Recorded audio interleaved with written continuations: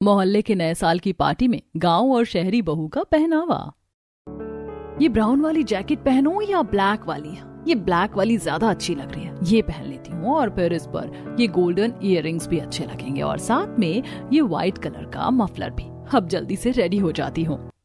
Bed पर ढेर सारे तरह तरह के फैशनेबल कपड़े पड़े होते हैं, जिसमें से माया कुछ कपड़े चुनकर ड्रेसिंग टेबल के सामने खड़े होकर बार बार अपने ऊपर लगा रही होती है। और आखिर में कुछ को सिलेक्ट करके माया अब जल्दी से रेडी होती है और ड्रेसिंग टेबल पर रखे मेकअप प्रोडक्ट से अपना काफी लाइट और सटल मेकअप करती है। और आखिर में परफ्यूम लगाकर अपना ऑफिस और लैपटॉप बैग लिए अब माया बाहर डाइनिंग टेबल पर आ जाती है। वैसे बहू, तुमने ये कौन सा परफ्यूम लगाया है? काफी अच्छी खुशबू है इसकी। माँ जी मैं कल ही लेकर आई थी, न्यू ब्रांड निकला है, लाइट फ्रेग्रेंस पर लॉन्ग लास्टिंग है। भाभी आप गलत ही कॉर्पोरेट की लाइन में चली गई। मेरे ख्याल से तो आपको किसी बड़े से ब्रांड के साथ मॉडलिंग करनी चाहिए थी। आपका ड्रेसिंग सेंस काफी अच्छा है। मेरी गर्लफ्रेंड है ना नताशा, उसे भी आपकी ड्रेसिंग सेंस की काफी तारीफ वो करती है। अरे होगा भी क्यों नहीं, वाइफ किसकी है? क्यों, सही कहा ना मैंने माया? अच्छा जी, सारी मेहनत मेरी बहू करे और तारीफ तेरी। पूरे मोहल्ले में कोई मेरी बहू सा सुंदर है भला? पहनावे से लेकर हर एक चीज में मेरी बहू सब में बेस्ट है। सुबह सुबह अपने घर वालों से इतने अच्छे अच्छे कॉम्प्लीमेंट सुनकर माया काफी खुश होती है। और नाश्ता करके जैसे ही माया घर से बाहर मोहल्ले से गुजरते हुए जा रही होती है कि तभी मोहल्ले की कुछ औरतें, मुझे तो माया का ड्रेसिंग सेंस काफी अच्छा लगता है, हर दिन इसका एक नया लुक देखने को मिलता है। पिछले हफ्ते माया ने जो ड्रेस पहनी थी, मैं तो बिल्कुल वैसी ड्रेस लेकर आई हूँ। अगले हफ्ते हमारी एनिवर्सरी है ना, उस दिन मैं वही पहनूंगी। मोहल्ले की कुछ औरतें भी माया के पहनावे को लेकर काफी तारीफ करती हैं। जिसके बाद अब माया अपने ऑफिस पहुंचती है और ऑफिस में भी उसे काफी अच्छे कॉम्प्लीमेंट सुनने को मिलते हैं। माया, तुझे देखकर तो लगता ही नहीं है कि तेरी शादी को 6 महीने हुए। बिल्कुल अनमैरिड लगती है तू। मुझे लगा था शादी के बाद तू बाकी औरतों की तरह साड़ी सूट में आएगी, लेकिन तेरा ड्रेसिंग स्टाइल तो बिल्कुल नहीं बदला। मुझे भी पहले ऐसे ही लगता था, लेकिन मेरे ससुराल वाले ओपन माइंडेड हैं। उन्हें मेरे इस तरह के कपड़े पहनने से कोई दिक्कत नहीं है, बल्कि वो तो उल्टा मेरी तारीफ ही करते हैं। ऑफिस का सारा काम खत्म करके माया जब शाम को मोहल्ले से गुजरते हुए घर आ रही होती है, तभी मोहल्ले की कुछ औरतें माया को इस तरह के पहनावे में देखकर, आजकल की बहुओं को तो पहनावे का तरीका ही नहीं पता। देखो कैसे कैसे कपड़े पहनकर निकलती हैं ये। अरे मोहल्ले में हम सबकी बहुएं बेटी हैं, लेकिन मजाल है कि वो इस तरह के कपड़े पहने। वही तो। अरे जब इसे इसके ससुराल वाले कुछ नहीं कहते हैं तो हमारे बोलने का क्या मतलब बनता है? छोड़ो। जहां मोहल्ले में कुछ लोग माया के पहनावे को लेकर उसकी तारीफ करते हैं, तो वहीं कुछ लोग अपनी पुरानी सोच के चलते माया को ताने मारने से बाज नहीं आते। उन दोनों औरतों की बातें सुनकर माया उन्हें बिना कुछ जवाब दिए आगे जाने लगती है और मन ही मन, इन लोगों को जवाब देना बेवकूफी से कम नहीं। कुछ बोलूंगी तो बात बढ़ेगी, और जब मुझे कोई प्रॉब्लम नहीं है अपने कपड़ों से, तो इनकी बातों को सुनकर क्यों मैं इन्हें जवाब देने में अपना टाइम वेस्ट करूं। इतना कहकर माया अब सीधा अपने घर में आ जाती है। और ऐसे ही कुछ दिन गुजर जाते हैं। माया के पड़ोस में ही सरिता देवी का परिवार रहता था, जो सोच से मॉडर्न तो थे, लेकिन बहू बेटियों के पहनावे में अंतर भी करना जानते थे। आज सरिता के बेटे उमंग की शादी होती है। इतने सालों से शहर में रहने के बावजूद भी सरिता अपने बेटे के लिए गांव से काजल नाम की लड़की पसंद करके लाती हैं। और गृह प्रवेश के दौरान, भाभी पूरे रास्ते आपने गाड़ी में एक बार भी घूंघट ऊपर नहीं किया। अब तो आप घर आ गई हैं, अब तो घूंघट ऊपर कर लीजिए। ये शहर है, गांव नहीं। यहाँ पर घूंघट करना कंपलसरी नहीं है। अरे जब बहू को घूंघट करने में कोई दिक्कत नहीं हो रही है तो तू उसे क्यों बोल रही है? अच्छी बात है, आज के समय में भी लड़कियां अपनी पुरानी संस्कृतियों को भूली नहीं है। इसीलिए तो मैं अपने बेटे के लिए शहर की ना लाकर गाँव की लड़की लेकर आई हूँ।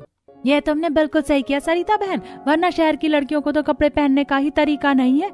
अब जरा सरला की बहू माया को ही देख लो, कैसे छोटे छोटे कपड़े पहनकर मटक मटक के निकलती है मोहल्ले में।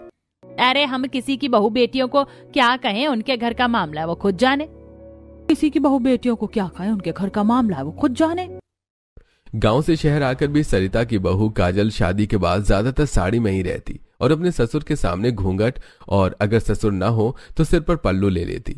ऐसे कुछ दिन गुजर जाते हैं जहां काजल सिर पर पल्लू रखकर छत पर खड़े होकर कपड़े सुखा रही होती है, तो वहीं माया अपने शहरी पहनावे में छत पर खड़े होकर धूप सेक रही होती है। तभी दोनों ही बहुओं की नजर जैसे ही एक दूसरे पर पड़ती है। ओ हाय, मेरा नाम माया है और तुम्हारा? जी मेरा नाम काजल है, आपसे मिलकर अच्छा लगा।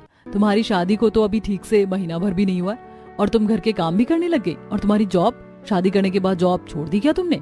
मैंने तो शादी से पहले कभी नौकरी नहीं करी। वो क्या है ना, मैं गांव से हूँ और गांव में लड़कियों को 12वीं तक ही पढ़ा दिया जाए तो बड़ी बात है। तो तुम ही हो जो शादी करके गांव से शहर आई हो। मैं कुछ दिनों के लिए अपने मायके गई थी ना, तो मुझे पता नहीं चला, वो तो माँ जी ने बताया मुझे। वैसे तुम इसी तरह के कपड़े पहनती हो क्या? मेरा मतलब जीन्स टॉप वगैरह। तुम समझ रही हो ना मैं किन कपड़ों की बात कर रही हूँ?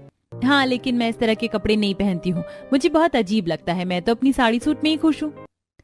वो तो देखने से ही पता चल रहा है, इसे तो ड्रेसिंग सेंस का डी भी नहीं पता। इतनी हैवी साड़ी, ऊपर से शॉल और सर पर पल्लू। ओ माय गॉड, मैं तो कभी ऐसे कपड़े नहीं पहन सकती। अच्छा, तो उस दिन वो आंटी इसी के बारे में बात कर रही थी, कितने छोटे छोटे कपड़े पहने इसने। शहरी और गांव वाली बहू को एक दूसरे का पहनावा कुछ खास पसंद नहीं आता और अब एक दूसरे से काफी देर तक बात करने के बाद दोनों नीचे आ जाते हैं और ऐसे ही कुछ समय गुजरता है। काजल को अभी मोहल्ले में आए हुए टाइम ज्यादा नहीं हुआ था, जिसे देखते हुए मोहल्ले के कुछ लोग काजल को किटी पार्टी में इनवाइट करते हैं। हॉल में बैठे हुए उन लोगों ने माँ को कभी भी किटी पार्टी में नहीं बुलाया, पर वो आपको बुला रहे हैं। मेरे ख्याल से आपको जाना चाहिए। कब तक सिर्फ मोहल्ले की आंटी से पहचान बनाओगी? अरे, अपने उम्र के लोगों से भी मिलो। मुझे नहीं पता इसमें क्या होता है, क्या करना होता है, वहाँ कैसे कैसे लोग होंगे।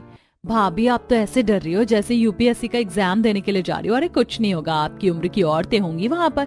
बस आपको बातें करनी है और कुछ गेम्स खेलने हैं। जिंदगी के शुरुआती साल गांव में ही गुजारे हैं मैंने भी, लेकिन जब मैं शहर आई तो मैं भी यहाँ के लोगों में ढलने लगी। अब माँ पापा तो ज्यादा नहीं बदले, पर हम तो बदल ही सकते हैं ना। आपको जाना चाहिए। ज्योति के कहने पर काजल किटी पार्टी में जाने के लिए तैयार हो जाती है और अब अगले दिन पार्टी में जाने के लिए साड़ी की बजाय काजल इस बार सूट पहनती है और हाथों में भरकर चूड़ी, गले में नेकलेस डालकर अच्छे से तैयार हो जाती है। जिसके बाद जैसे ही वो काजल किटी पार्टी में पहुंचती है तो देखती है कि वहां मौजूद हर एक औरत ने अलग अलग तरह की वेस्टर्न ड्रेस पहन रखी है।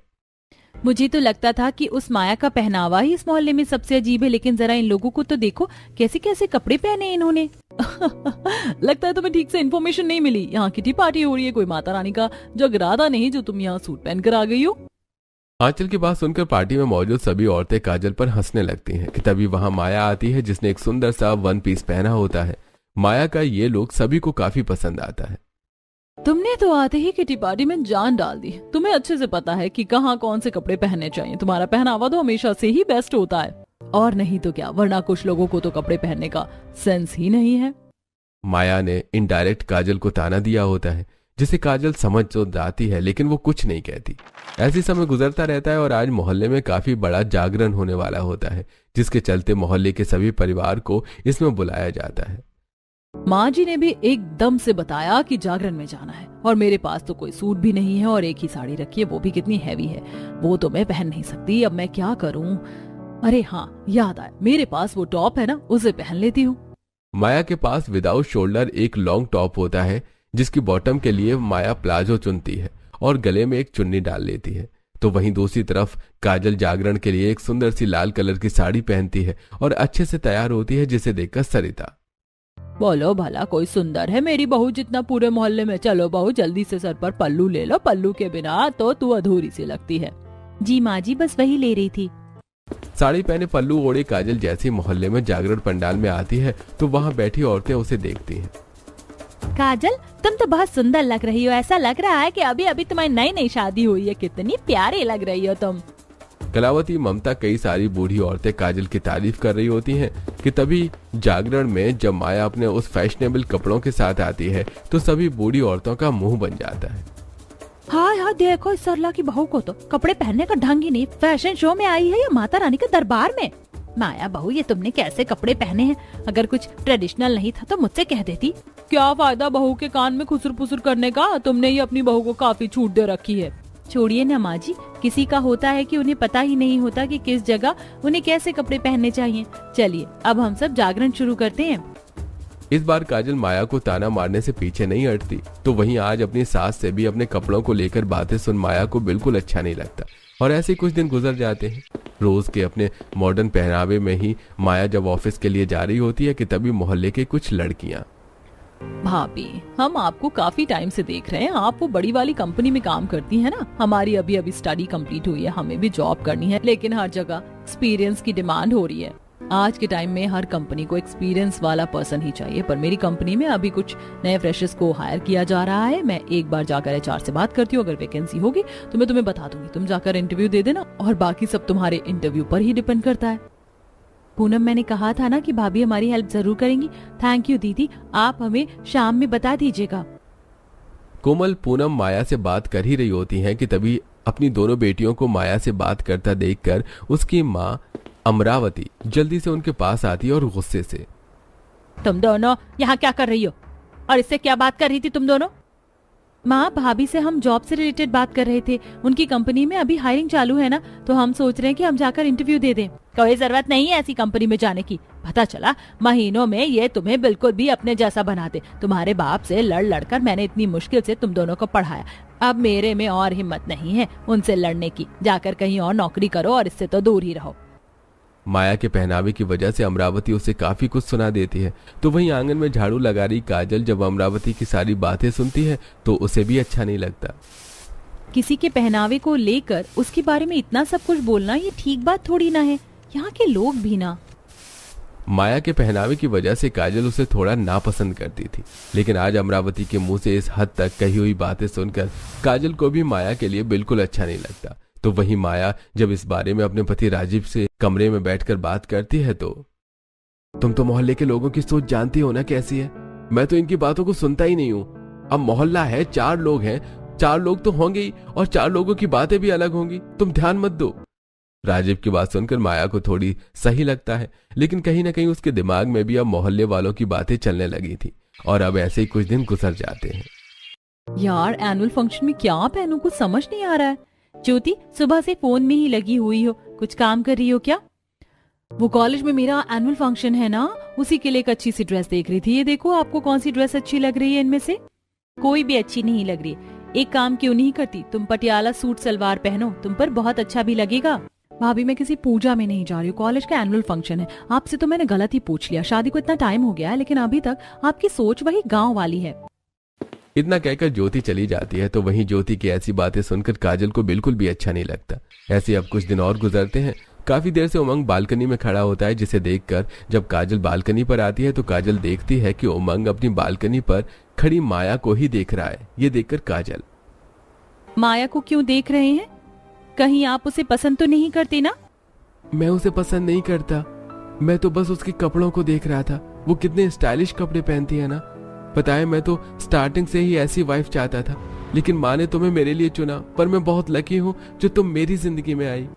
उमंग की ऐसी बातें सुनकर काजल को काफी ज्यादा अजीब लगता है।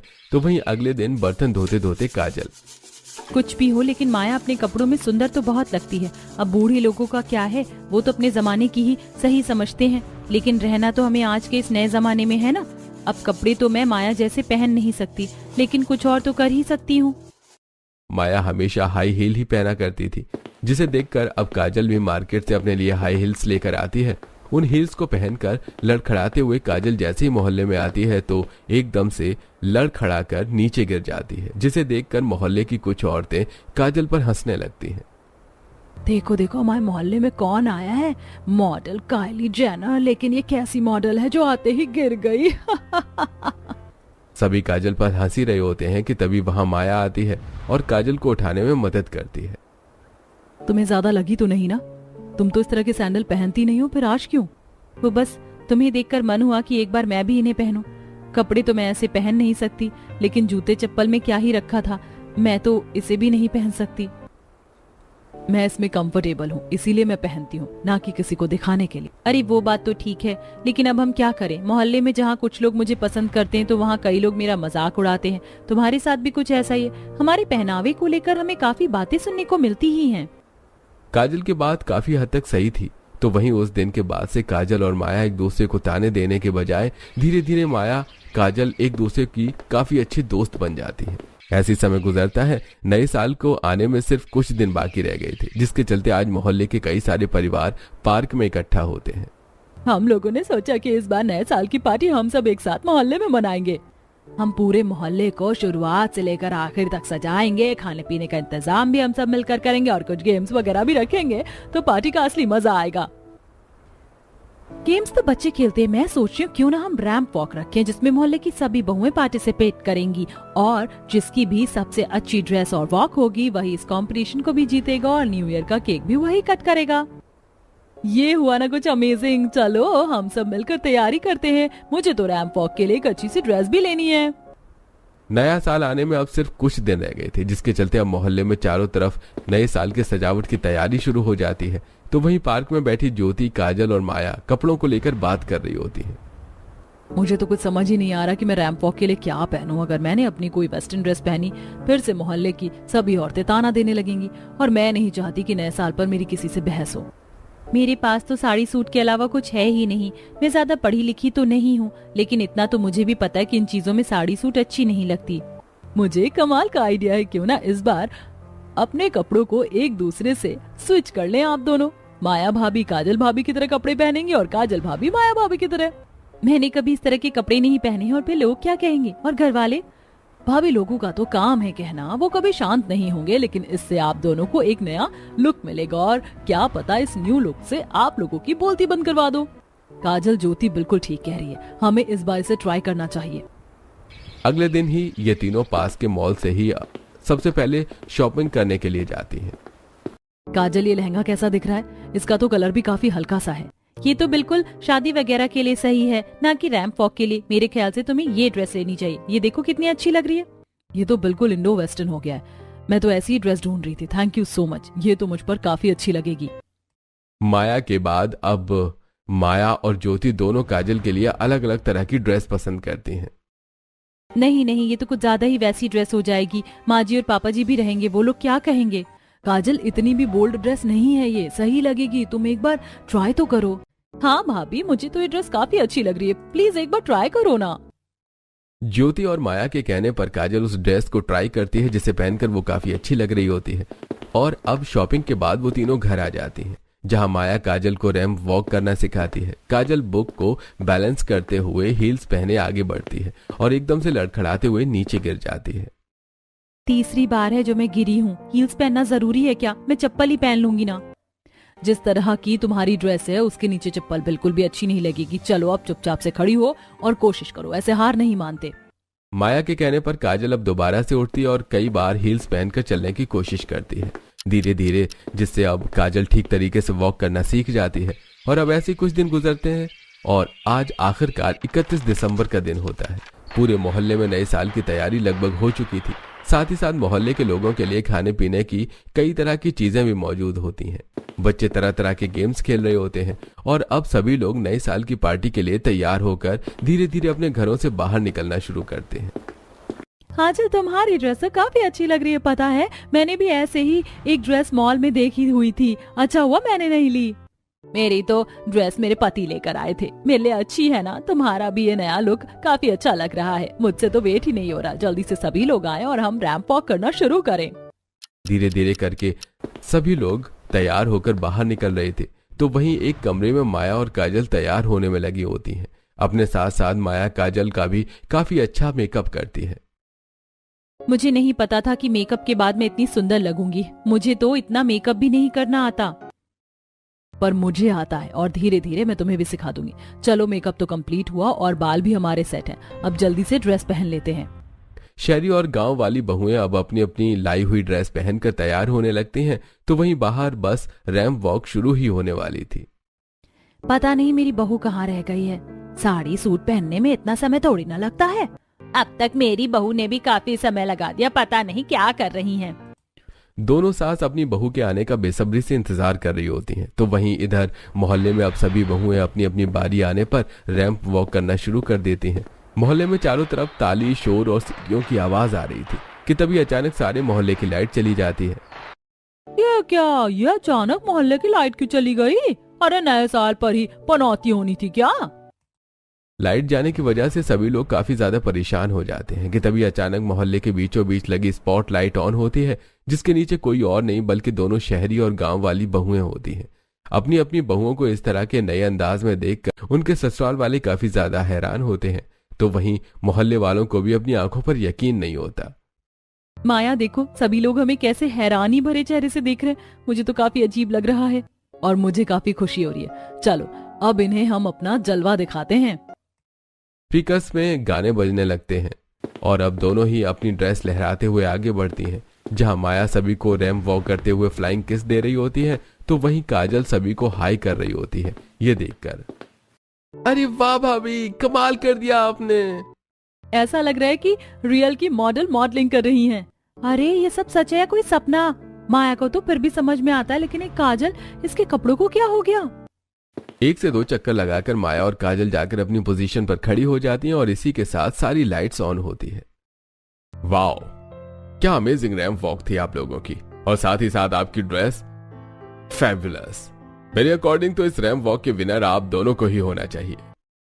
सभी जजेस का यही फैसला होता है और इसी के साथ अब काजल और माया दोनों इस कंपटीशन को जीत जाती हैं और सभी मोहल्ले वाले तालियां बजा रहे होते हैं और उनके ससुराल वाले। अरे काजल बहू, ये तुम्हें क्या हो गया? तुम तो कभी इस तरह के कपड़े नहीं पहनती थी। लगता है तुम्हें भी शहरी हवा लग गई है, और जरूर इसके पीछे माया का ही हाथ होगा। क्यों, सही कहा ना मैंने? आपने सही कहा, इसके पीछे माया का ही हाथ है, लेकिन मैं इसके साथ खुश हूँ। और हाँ, ये नया लुक मैंने किसी को दिखाने के लिए नहीं बल्कि खुद के लिए लिया है। भाभी कितनी तो सुंदर लग रही हैं, और अब हम गांव में नहीं बल्कि शहर में हैं। भाभी ट्रेडिशनल कपड़े तो पहनती ही है ना। अगर वो कभी कभी इस तरह का भी पहनावा रखेंगी तो फिर क्या दिक्कत है? काजल, तुम सच में काफी अच्छी लग रही हो। मैंने तो कभी एक्सपेक्ट नहीं किया था कि तुम इन कपड़ों में इतनी सुंदर लग सकती हो। लेकिन माया बहू, तुम्हें क्या हो गया? मैंने कभी नहीं सोचा था कि तुम इस तरह के भी कपड़े पहनोगी। तुम दोनों ने सच में कमाल कर दिया। मुझे तो बहुत खुशी हो रही है कि मेरी बहू कंपटीशन की विनर है। भाभी, मैंने तो बस मजाक में बोला था कि आपको मॉडलिंग करनी चाहिए, लेकिन आज आपने मेरी बात सच कर दी। आपको तो सच में मॉडलिंग करनी चाहिए। यही तो माया का कमाल है। माया और काजल काफी ज्यादा खुश होती हैं कि तभी मोहल्ले की कुछ और औरतें उनके पास आती हैं। इससे पहले वो उन दोनों से कुछ कहती कि तभी माया, अरे अरे आंटी जी, बस आपकी ही कमी थी। मैं देख ही रही थी रैंप वॉक करते हुए कि कैसे आप लोगों का मुंह खुला हुआ था। वैसे कहीं इतनी देर मुंह खुला रख के आपके जबड़े में दर्द तो नहीं शुरू हो गया? इससे पहले आप फिर से अपना कोई वो पुराना लेक्चर दो और मेरा नया साल खराब हो, मैं पहले आपको बता देती हूँ। आप लोगों ने मुझे आज तक कितने ताने दिए, लेकिन मैंने हमेशा आपको इग्नोर किया। बट अब नहीं। आपने वो कहावत तो सुनी होगी ना कि हाथी चलता है और कुत्ता भौंकता रहता है। कहीं ना कहीं वो कहावत आप लोगों पर ही सूट होती है। लोगों के कपड़ों को लेकर उन्हें जज करना, ताने देना, ये सब आप पर सूट नहीं करता है। मुश्किल से आपकी जिंदगी के 4 दिन बचे हैं, तो क्यों उन्हें इन चीजों में बर्बाद कर रही हैं? और तुम लोग तो बस मेरा मजाक उड़ाने में ही लगी रहती हो। मैंने क्यों साड़ी पहनी है, क्यों सूट पहना है, क्यों पल्लू किया? अरे मेरा शरीर, मेरी मर्जी, मैं जिस भी तरह के कपड़े पहनूं। लेकिन तुम लोग कौन होती हो मुझे बोलने वाली? जब तुम वो बच्चों जैसी निक्कर पहन के घूमती हो तो मैंने तुम्हें कुछ बोला? फालतू में क्यूट बनने की कोशिश करती हो, जो तुम दोनों बिल्कुल नहीं हो। काजल और माया का ऐसा करारा जवाब सुनकर लोगों की तो बोलती बंद हो जाती है और अब कोई भी उन्हें जवाब नहीं दे पाता, जिसके बाद अब बस थोड़ी देर में नया साल शुरू होने वाला था। अरे वो सब छोड़ो, देखो नया साल शुरू होने वाला है। चलो हम सब मिलकर एक साथ काउंटडाउन करते हैं और 2026 का वेलकम करते हैं। पूरे मोहल्ले वाले अब 10 से लेकर 1 तक काउंटडाउन करना शुरू कर देते हैं और 1 बोलते ही आसमान में पटाखे फूटने लगते हैं। थोड़ी देर पहले काला आसमान अब पटाखे की वजह से काफी ज्यादा रोशन हो चुका था। चारों तरफ बस पटाखे फूट रहे थे और सभी लोग एक दूसरे के गले मिलकर उन्हें नए साल की शुभकामनाएं देते हैं। चलो बहन, अब हम भी एक दूसरे से अपनी नाराजगी खत्म करते हैं। इस नए साल पर हम भी बीते बातों को भूलकर दोस्त बन जाते हैं, बिल्कुल अपनी बहू की तरह। हैप्पी न्यू ईयर काजल। हैप्पी न्यू ईयर माया। मैंने सोचा नहीं था कि ये नया साल हमारे लिए इतना अच्छा होगा। आखिरकार हमने उन लोगों को जवाब दे ही दिया जिन्हें हमें बहुत पहले जवाब देना चाहिए था। अब हमें कोई भी कपड़ों को लेकर ताने नहीं देगा। अब जैसा हमारा मन होगा हम बिल्कुल उस तरह के कपड़े पहनेंगी और अब मजाल कि कोई हमें कुछ बोल दे। काजल और माया आज काफी ज्यादा खुश होती हैं। उनके नए साल की शुरुआत ही इतनी बेहद अच्छे तरीके से हुई थी। तो वहीं अब थोड़ी देर में ही न्यू ईयर का केक आ जाता है।